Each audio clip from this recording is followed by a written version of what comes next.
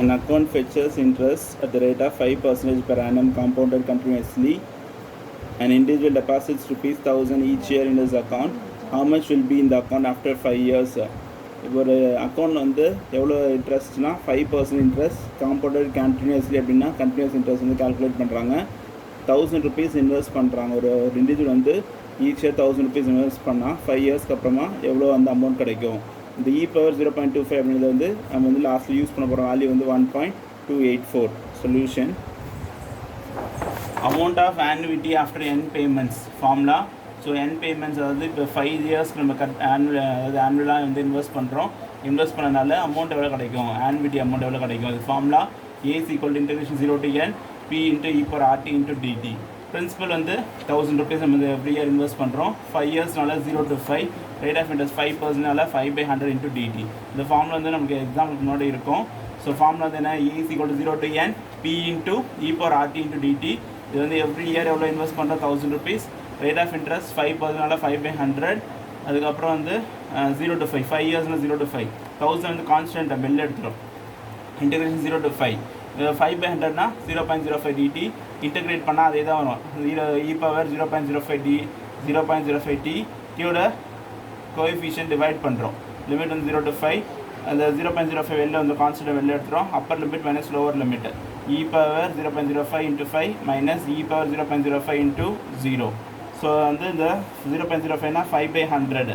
இதை வந்து மல்டிப்ளை பண்ணோன்னா e⁻0.05 into 5 மல்டிப்ளை பண்ணால் 0.25. இங்கே வந்து e⁻2 மல்டிப்ளை பண்ணால் 0. ஸோ நமக்கு வந்து இந்த 5/100 இருக்கிற ரெசிப்ரோக்கல் எடுத்தால் நாங்கள் 100/5. நான் ஸ்டார்டிங்லேயே சொன்ன e⁻0.25 வேல்யூ வந்து 1.284 சப்ஸ்டியூஷன் மைனஸ் e⁻0 வேல்யூ வந்து 1. இந்த 100 5ஆல் டிவைட் பண்ணால் 20. So 1000 into 20 20,000. இது சப்ராக்ட் பண்ணால் 0.284 அப்படி கீழே போட்டிருக்கோம். ஜஸ்ட் மல்டிப்ளை அண்ட் ரைட் ₹5,680 கிடைக்கும் 5 இயர்ஸ் முடிஞ்சதுக்கப்புறமா.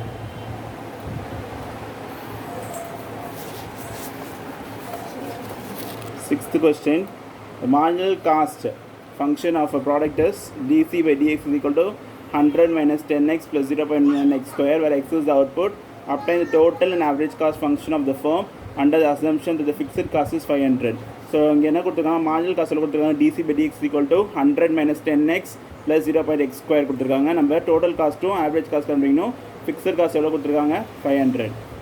ஸோ சொல்யூஷன் நமக்கு என்ன கொடுத்துருக்காங்க, மார்ஜினல் காஸ்ட் எவ்வளோ கொடுத்துருக்காங்க, dc/dx equal to 100 minus 10x plus 0.x square கொடுத்துருக்காங்க. நம்ம இந்த dx ரைட் சைடு மல்டிப்ளை பண்ணிடுறோம். அப்புறம் நமக்கு செப்பரேட் வேரியபிள்ஸ் லெஃப்ட் சைடில் சியும் ரைட் சைடில் டி வந்து எக்ஸும் வந்துடும். இன்டெகிரேட் பண்ணுறோம். இன்டெகிரேஷன் ஆஃப் டிசினா இன்டெகிரேஷன் டி கேன்சல் சி வரும். 100 into dx இன்டெகிரேட் பண்ணால் 100x நிறைய சம்மில் பார்த்துருக்கோம். மைனஸ் 10 அப்படியே வந்துடும். எக்ஸ் dx இன்டெகிரேட் பண்ணால் x²/2. 0.1 கான்ஸ்டன்ட் அப்படியே வந்துடும். x² இன்டெகிரேட் பண்ணால் x³ plus constant integration constant k. So அதை அப்படியே எடுத்துகிட்டு கீழே என்ன பண்ணுறது, 10/2 மட்டும் டிவைட் பண்ணால் 5x² வரும். ஃபிக்ஸட் கான்ஸ்டன்ட் கொஸ்டின் கொடுத்துருக்காங்க 500. k is equal to 500. அது இங்கே நம்ம சப்ஸ்டியூட் பண்ணுறோம். சப்ஸ்டியூட் பண்ண என்ன வரும், cost is equal to c is equal to 100x minus 5x² plus 0.1 x³ plus 500. இது வந்து காஸ்ட் ஃபங்க்ஷன்.